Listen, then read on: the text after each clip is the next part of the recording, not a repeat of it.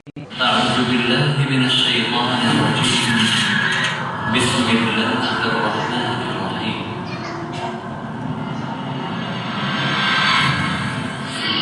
فبأي آلاء ربكما تكذبان. Ya, dari itulah hari ini adalah pelatihan. Ya, gitu ya. Dari itu hari ini adalah pelatihan untuk melatih Bapak agar Bapak bisa melatih yang lainnya, insya Allah. Ya. Meskipun kemampuan kita berbeda-beda, usia kita berbeda-beda, cara penangkapan kita berbeda-beda, tapi mudah-mudahan insya Allah hari ini akan lahir beberapa orang praktisi ruqyah yang akan mendakwahkan ruqyah syariah kepada temannya, baik di kantor, di sekolah, kampus, ataupun masyarakat umum, ya. Karena saya sangat yakin sekali Pak, kalau ruqyah ini masuk dunia pendidikan saja, Indonesia bisa sehat Pak dalam beberapa tahun ke depan, ya.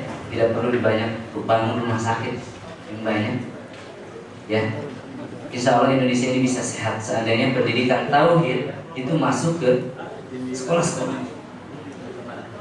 Seandainya departemen pendidikan di negeri ini, ya, itu dipegang oleh orang-orang yang bertauhid, ya, seperti insya Allah.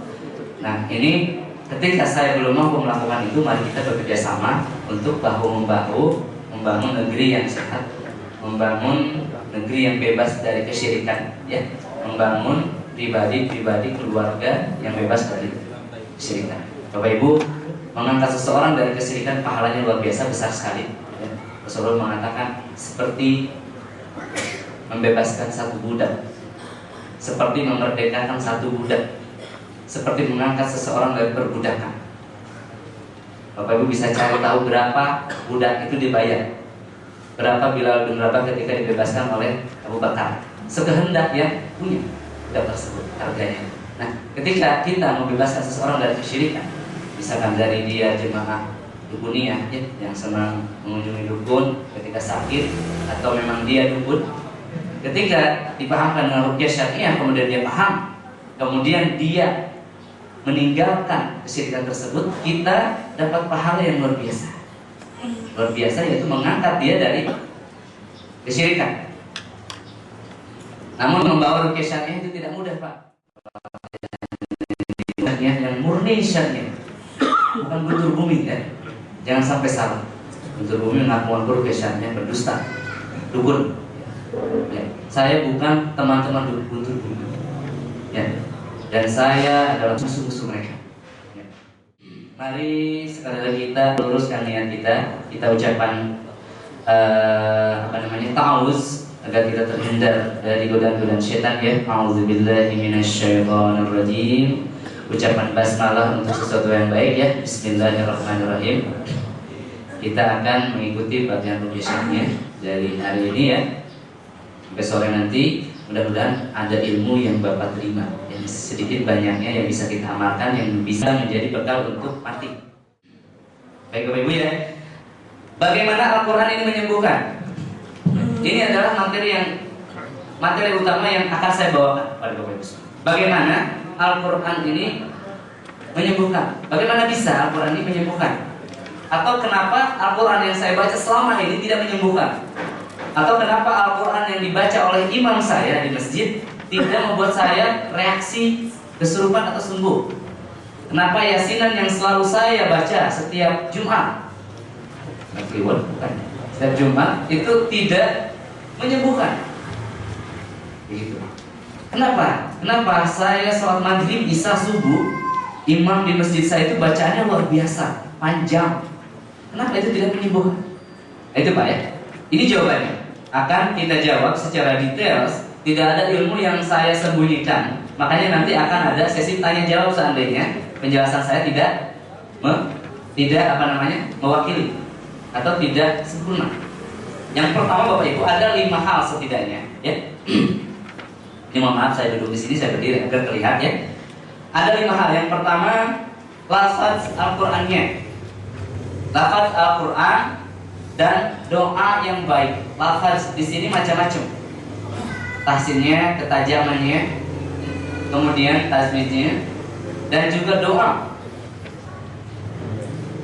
Yang berikutnya adalah niat dan keyakinan.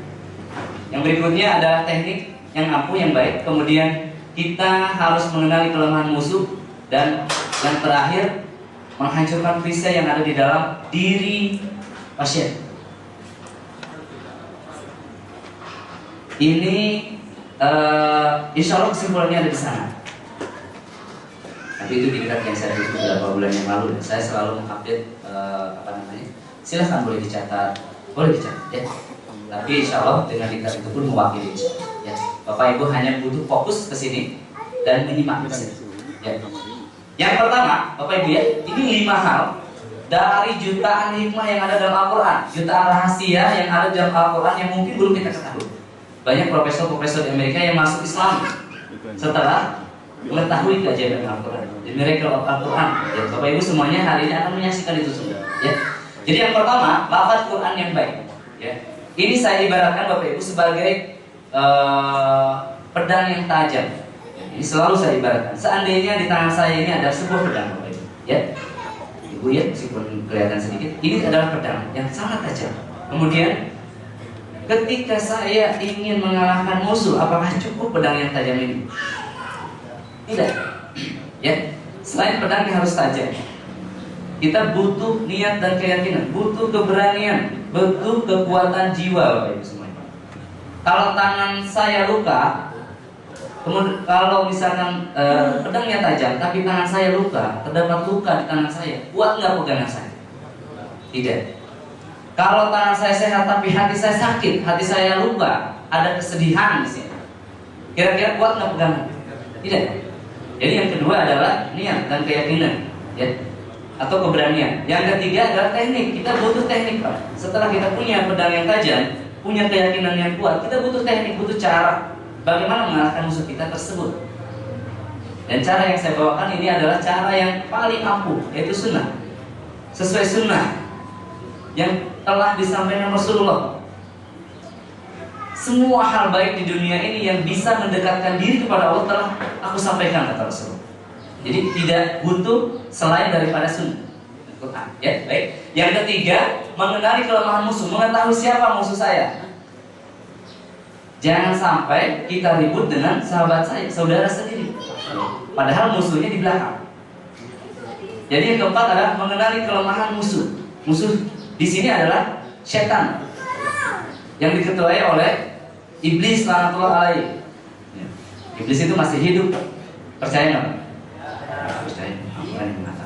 Allah yang menjanjikan kepada iblis bahwa dia termasuk orang-orang yang tangguh, yang ditangguhkan usianya sampai hari kiamat. Ya, kan? Jadi iblis itu masih hidup. Jenggotnya jadi panjang, udah merah ini, ya kan? Dan dia itu senantiasa memberi nasihat-nasihat kepada setan-setan itu. Ketika seseorang digoda, kemudian dia bertahan, mungkin setan ini akan berkonsultasi kepada iblis. Iblis, ini gimana ini, kuat sekali ini. Iblis itu ngasih sesuatu, ngasih tipu dayanya. Ya. Ibnu Jauzi itu menulis Pak 560 tipu daya iblis. Kalau kitabnya Talbis Iblis, tidak saya bawa. Luar biasa sekali. Ada 560 talbis iblis, tipu daya iblis yang tidak kita sadari. Ya. Baik, jadi kita harus mengenali siapa musuh kita. Jangan sampai salah alamat, Bapak Ibu. Ruqyah Syariah ini Pak akan berfungsi. Ya. Bukan berarti saya hebat ya, tidak ya, mohon maaf. Bukan berarti saya hebat, tapi saya ingin mengajarkan sesuatu yang saya temukan. Bahwa ketajaman, kemudian niat, teknik, dan kita mengenali siapa musuh kita, dan yang terakhir menghancurkan perisai musuh ini sangat penting sekali. Ini 5 hal mungkin dari jutaan hal yang terdapat dalam Al-Quran. Ya. Jadi yang keempat, kita harus mengenali siapa musuh kita. Siapa musuh kita, Pak? Syaitan, laknatullah, syaitan, laknatullah, syaitan. Dan kita harus memusuhi mereka. Kalau kita ingin mengalahkan mereka, kita harus memusuhi mereka. Menjadi praktisi ruqyah itu Pak mendeklarasikan diri menjadi musuh-musuh setan atau memusuhi setan. Bapak bersedia Pak? Ibu bersedia Bu jadi musuh setan Bu? Ibu masih tidur ya? Bersedia Bu insyaallah?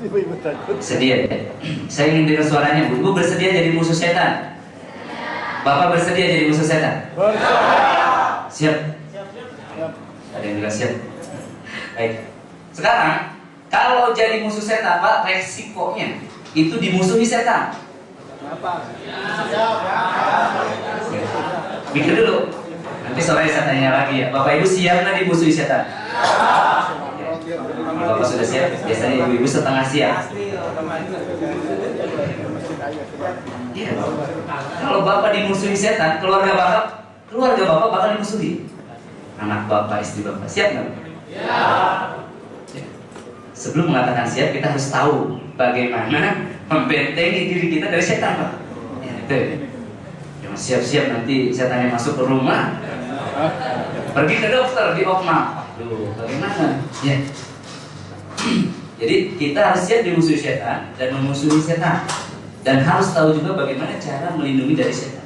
Yang pertama, kalau kita mau menjadikan dia sebagai musuh, jangan dianggap teman, Pak, setannya. Itu yang paling penting. Jangan bersahabat dengan setan. Kalau lagi di masjid, Allahu Akbar, saya musuh setan. Tapi kalau lagi sendiri, bersahabat, berdua-duaan dengan setan. Ya, kacau. Ya, itu setan akan senang sekali. Ya. Mungkin dia akan dibuat semakin sombong, meskipun rukyahnya berhasil.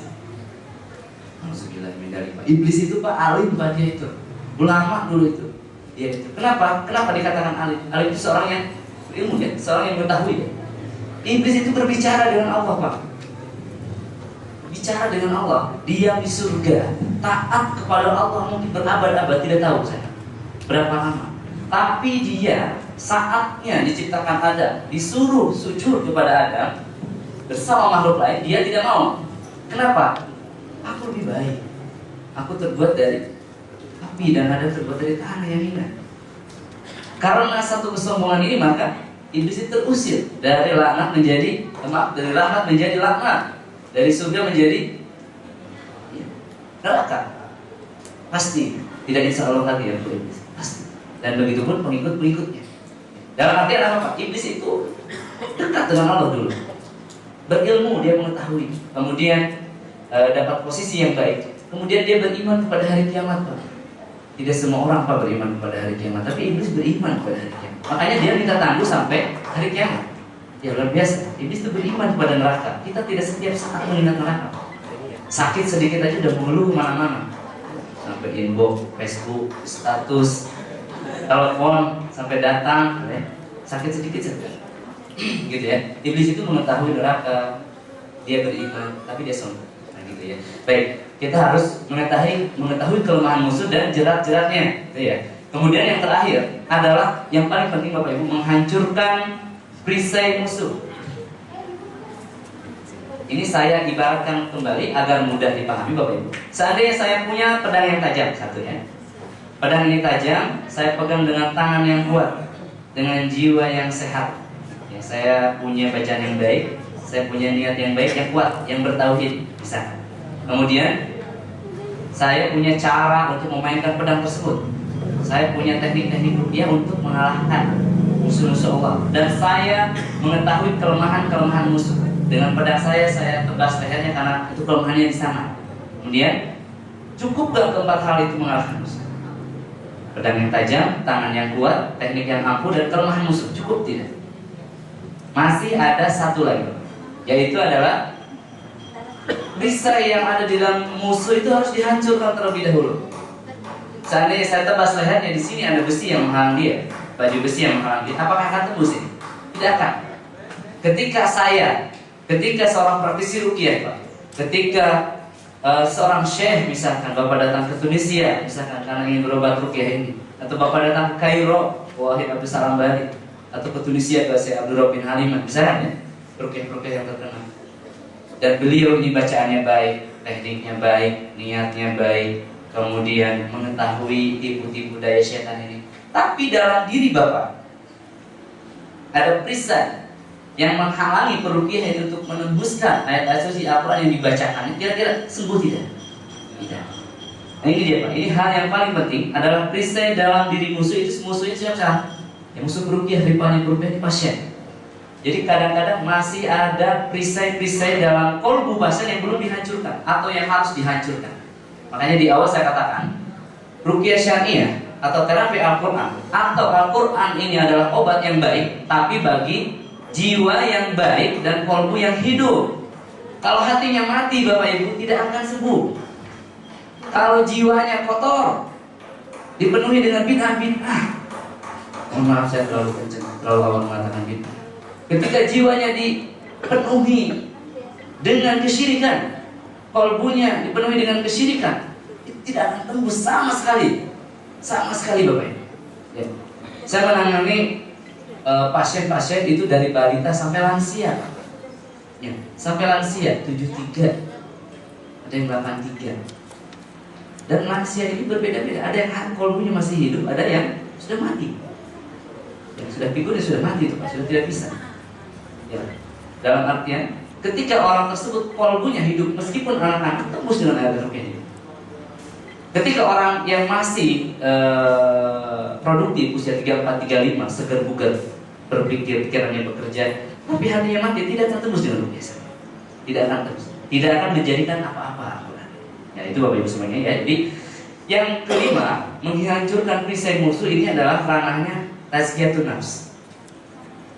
Ya, kita kenal semuanya ya, tazkiyatun nufus atau tazkiyah an-nafs, penyucian jiwa, pembersihan hati agar kita semua kembali kepada fitrah. Fitrahnya manusia.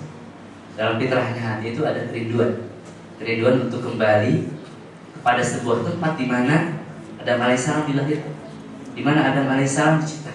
Dahulu ada di surga Pak, terusir ke dunia, dan bagi anak cucunya yang hatinya hidup, yang kalbunya hidup, ini akan ada kerinduan untuk kembali lagi ke surga. Semua orang kan mau surga, siapa yang tidak mau? Nah, mau ini ada syaratnya, ya. Ada syarat. Rasulullah mengatakan semua umat akan masuk surga, yang mau saja tetap. Mau ini ada syaratnya. Yang pertama kita harus mencintai yang kita mau. Ya, kita harus mencintai surga dan membenci lawannya, yaitu neraka.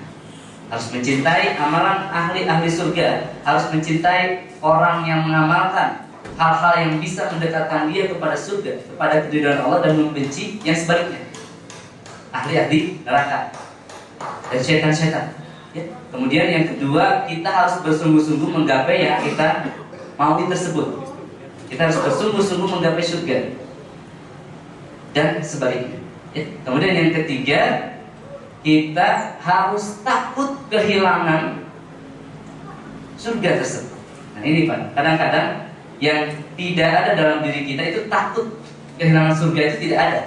Ya. Sehingga kita menyia-nyiakan waktu kita, waktu usia kita. Bahkan menyesal kita telah dijadikan manusia oleh Allah Subhanahu wa taala. Bahkan ada kolbu-kolbu yang tidak ridho, diuji sama Allah Azza wa Jalla. Inilah penyebab kesakitan yang terus-menerus. Inilah penyebab ujian yang terus-menerus. Karena Allah tidak akan mencabut sebuah ujian sebelum dia lulus terhadap ujian tersebut, dan Allah akan menimpakan ujian yang lebih berat. Dan ketika manusia tidak mau diuji, ya sudah, mati saja. Tapi kalau belum mau mati, dia belum siap mati, dia harus mau diuji. Karena dunia ini adalah tempat cocok tanam, tempat kita berlatih, tempat kita berlatih. Bapak Ibu semuanya, ini adalah sesuatu yang perlu dicatat baik dalam kolbu Bapak Ibu semuanya. Ya. Puncak kesembuhan itu adalah ketika kita ridho Allah sebagai Rabb kita, Muhammad sebagai Rasul kita, dan Islam sebagai syariat yang dibawa. Kita ridho. Kita akan sembuh ketika kita ridho Allah sebagai Tuhan kita, Muhammad sebagai Rasul kita, dan Islam sebagai syariatnya. Kemudian Allah pun ridho kepada kita, dan di sana hilang semua jenis kesakitan, ya, apapun. Baik, kita akan mulai satu persatu Bapak Ibu, dan kita akan buktikan ya. Yang pertama adalah lafaz Quran dan doa yang baik sebagai senjata yang tajam, ya. Yang pertama apa tadi? Lafaz yang baik. Yang kedua, niat. Yang ketiga, ayo, teknik. Yang keempat, mengenali musuh kita. Yang kelima, menghancurkan perisai yang ada di dalam diri kita. Apa perisainya Pak? Yang pertama, kesyirikan. Perisai utama yang menghalangi seseorang, yang menghijab, yang menjadi penghalang sampainya doa dari mulutnya, dari hatinya ke langit, itu adalah kesyirikan Bapak Ibu sekalian. Ya, mau tidak mau, senang tidak senang, ini harus saya bahas. Kesyirikan itu adalah perisai pertama. Ya, kesyirikan. Dan setelah manusia syirik Bapak Ibu semuanya, iblis cuci tangan, tidak diganggu lagi. Dia biarkan manusia itu sholat, dia biarkan manusia itu berbuat baik, dia biarkan manusia itu berdakwah, dia biarkan manusia itu berbuat baik pada istrinya, bersungguh-sungguh dan lain-lain, berzikir. Kenapa? Karena dia sudah syirik dan Allah tidak butuh lagi pada dia. Orang yang sudah syirik itu diusir dari akhirat, diusir ke neraka jahanam, tidak diterima dan tidak diangkat. Ini dia. Ini yang perlu kita ketahui bersama. Ya, bahwasanya syirik itu akan melemparkan manusia ke dalam neraka jahanam dan kekal di sana. Makanya iblis sudah biarkan saja dia. Biarkan saja dia berdakwah. Biarkan saja dia sholat. Ketika seorang manusia sudah syirik. Nah, sayang sekali Bapak Ibu, syirik ini ada macam-macam. Yang kita kenal atau mungkin yang umum, yang sering didakwakan para ulama, di sini adalah syirkul akbar atau syirik yang besar. Syirkul akbar seperti apa Bapak Ibu? Menyembelih binatang untuk syaitan, itu jelas syirkul akbar. Menjadi dukun, jelas itu syirkul akbar. Dia syirik, bahkan menentang Allah Azza wa Jalla, menjadi pengikut syaitan. Yang kedua, ada syirik yang lebih rendah tingkatannya, syirkul ta'ah, syirik ketaatan. Kita lebih taat kepada istri kita daripada kepada Allah. Kita lebih taat kepada pemerintah daripada taat kepada Allah. Kita lebih taat kepada jam kerja kita daripada taat kepada Allah. Kita lebih mementingkan ketaatan kepada yang lain selain daripada Allah. Itu syirik ta'ah. Makanya dukun Bapak Ibu, kalau Bapak pergi ke dukun itu salah satu karakteristik khasnya, selain menanyakan nama dan nama ibu, dukun itu suka menyuruh atau meminta syarat. Tolong carikan kerbau yang tanduknya 3 ya. Dan yang disuruh itu akan taat, akan mencari kerbau itu sampai ke Kalimantan, ke Lombok, sampai menemukan ya.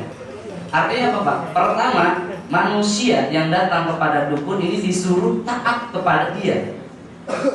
Taat ya, ini dia. Taat seperti ini. Taat mencari kerbau tadi sampai ketemu. Ketika manusia ini sudah taat kepada dia, sementara mandat yang dukun bawa ini dari setan, maka dia sudah terjatuh ke dalam syirk ta'ah. Ketika satu dinding tauhidnya, yaitu kesyirikan itu jebol dari orang ini, maka setan akan leluasa masuk ke dalam orang tersebut. Ya Pak ya Bapak Ibu ya. Ketika kita sudah taat kepada dukun, sementara dukun itu membawa perintah dari setan, artinya kita lebih taat kepada setan daripada Allah, maka di situ kita sudah terjatuh dalam syirk ta'ah, yang dari pintu itu setan masuk ke dalam tubuh Bapak Ibu dan mengobati penyakit di dalam. Makanya dukun itu bisa menyembuhkan, karena dia bekerja sama dengan setan yang menyebabkan penyakit Bapak Ibu. Tapi kesembuhannya tidak sempurna. Dan kesembuhan dengan ruqyah syariah ini sempurna, permanen juga. Tapi ruqyah yang syariah, yang murni, ruqyah yang syariah. Itu dia Bapak Ibu ya. Itu ya. Yang ketiga adalah syirkul mahabbah Bapak Ibu. Syirik kecintaan. Kita lebih mencintai, mementingkan istri kita daripada Allah Azza wa Jalla. Kita lebih mencintai, mementingkan organisasi kita yang padahal itu bukan organisasi Islam atau bukan hal yang akan mendekatkan dia kepada Allah. Maka di situ kita sudah jatuh kepada syirkul ta'ah, syirkul mahabbah. Yang berikutnya adalah syirkul khauf, syirkul khaufin atau syirik takut. Khauf ya. Adanya syirik ketakutan, kita lebih takut pada setan. Misalkan ada setan di samping kita, kita lari ya. Itu yang sederhananya. Atau ada pocong, kita lari. Lewat tempat gelap kita takut. Bahkan seorang ulama mengatakan, seandainya kita bawa senter, dan dengan senter ini kita lewat tempat gelap dan kita menjadi berani, itu sudah syirik kepada senter itu. Itu syirik yang kecil Pak, yang tidak diketahui ya. Yang lebih besarnya, kita takut kepada dukun. Waduh, apalagi bergantung kepada dukun. bertanya kepada dukun dan percaya kepada apa yang dia katakan dan mengikuti apa yang dia ucapkan. Makanya Rasulullah mengatakan 40 hari sholatnya tidak diterima seseorang yang datang ke dukun dan percaya apa yang dia katakan. 40 hari Pak tidak diterima sholatnya, ya, tidak dianggap oleh Allah Subhanahu Wa Taala sholat kita. Tangisan kita tidak didengar oleh Allah Subhanahu Wa Taala. Ya, itu syirku khauf, ya. Makanya Bapak Ibu, kalau dalam hati Bapak Ibu masih takut sama setan, itu tidak akan sembuh di ruqyah. Itulah kasarnya. Kalau di hatinya masih takut, masih kagum, masih takut sama setan itu, masih menganggap setan itu wah, masih menganggap jin ini sesuatu sosok yang sangat kuat, melebihi Allah Azza wa Jalla, maka dia tidak akan sembuh. Dan itu adalah salah satu penyebab bahwa dia itu sakit. Ya Bapak Ibu, saya pernah meruqyah seorang yang sudah, alhamdulillah sudah berniqab, ya, sudah baik bajunya. Bapak Ibu mungkin bisa lihat ya, pernah lihat ya, baik di TV ataupun di YouTube. Itu ketika saya ruqyah itu syaitannya keluar dan sangat kuat sekali. Ketika saya bawa ke rumah rehab yang di Rojak ya, yang di Cilengsi, apa yang dapat saya gali dari beliau? Ternyata si Ahwat ini ketika dia mau sholat malam itu masih minta diantar kepada sang suaminya. Karena takut mau wudhu, mau melakukan sholat malam, melakukan ketaatan pada Allah, masih takut kepada itu Pak, pintu masuk. Bahkan saya menyelidik lebih dalam-dalam lagi sampai perasaan iba, empati itu bisa menjadi jalan masuknya setan. Melihat orang sedih, kita menjadi sedih, itu bisa masuk pintu setan. Bahkan cemburunya seorang istri kepada suami karena suaminya mau kawin lagi, itu sudah menjadi pintu mas. Kenapa? Itu suami kita itu bukan, kita tidak bicara poligami. Suami itu termasuk dunia. Itu penyebabnya. Qul in kana aba'ukum wa abna'ukum wa ikhwanukum wa azwajukum wa ashiratukum wa amwalun iqtaraftuha sampai kesemuanya, ya. Tasawna kasadaha wa masakina tardawnaha ahabba ilaikum minallahi wa rasulihi wa jihadin fi sabili wallahu la yahdil qawmal fasiqin. Jadi ketika ayah-ayah kita, apa tadi, anak-anak kita, wa abnaukum, saudara-saudara kita, wa ikhwanukum, baru wa azwajukum, istri-istri kita, ya, dan kesananya harta-harta kita, ya, dan kesananya lagi azwajukum atau istri kita atau suami kita itu adalah bagian daripada dunia. Yang ketika kita mencintai dia lebih daripada Allah, itu sudah masuk satu itu Pak. Jadi cinta kepada suami, cinta kepada istri itu termasuk hal-hal yang bersifat duniawi. Makanya ketika kita berlebih terhadap dia, semisal cemburu yang tidak sesuai syariat, ya, itu sudah jalan masuknya setan. Betapa lembut sekali Pak setan ini, ya. Apalagi kalau kita memang punya riwayat pernah mempelajari ilmu apa Pak? Ilmu setan, ya. Makanya orang yang belajar tenaga dalam, mohon maaf, nanti kayak ayam sayur di sini, ya. Tenaga dalam, apalagi prana, kebatinan, apalagi ilmu kebal, pasang susu, ya. Punya rompi jimat, penuhi dengan jimat tubuhnya ke rumahnya. Mau keluar rumah pakai jimat pengaman supaya terbebas dari kecelakaan, jimat supaya terbebas dari hujan, jimat supaya disayang bawahan, jimat supaya disayang atasan, jimat supaya dagangannya laris, jimat pengundang rezeki, jimat penolak bala, jimat kekebalan. Artinya apa? Ketika dia berjalan di situ di dunia, dia tidak butuh lagi Allah. Seseorang yang dipenuhi dengan jimat, nanti akan lihat ya beberapa contoh dan fakta ratusan jimat yang biasa dipakai oleh orang ahli-ahli jimat. Ketika semua jimat itu dia pakai, dia beli, maka dia tidak butuh lagi berdoa kepada Allah Azza wa Jalla. Dia bergantung kepada jimat tersebut. Ya, ini pagi-pagi sudah saya bahas jimat yang tersinggung. Tapi itu semua adalah masa lalu, Pak ya. Masa-masa kita saat zaman-zaman mana? Jahiliyah, tidak apa-apa. Mulai saat ini ke depan kita memasuki masa ya. Ya, begitu ya. Jadi tidak apa-apa Bapak Ibu punya tenaga dalam, punya ilmu kebatinan. Jangan